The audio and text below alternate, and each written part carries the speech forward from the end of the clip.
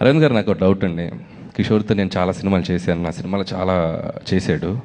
So ఇప్పుడంటే ఏదో promotions కింద పడి చేసుకుంటున్నాను. అప్పట్లో ప్రమోషన్స్కి కిషోర్ని చాలాసార్లు పిలిచేవాడిని. దా కిషోర్, రా కిషోర్, ప్రేమగా, ఆప్యాయంగా, ఒక్కోసారి బాధగా, ఏం కిషోర్ రాబట్ అన్న, నాకు ఏం తెలియదన్నా, అన్న నేను కెమెరాల ముందు మాట్లాడలేనన్నా, అన్న నాకు చాలా కన్ఫ్యూజ్ అవుతానన్నా, ఇలా చెప్తుండేవాడు.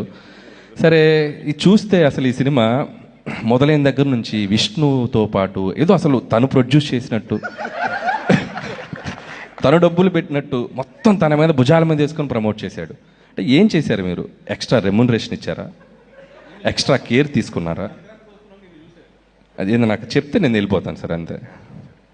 అంటే కథ వినగానే చాలా మంచి క్యారెక్టర్ ఇచ్చారు సార్, థ్యాంక్ యూ అని అన్నప్పుడు ఇది ఉట్టి క్యారెక్టర్ ఇవ్వడం కాదు, ఈ సినిమాని మొదటి రోజు నువ్వు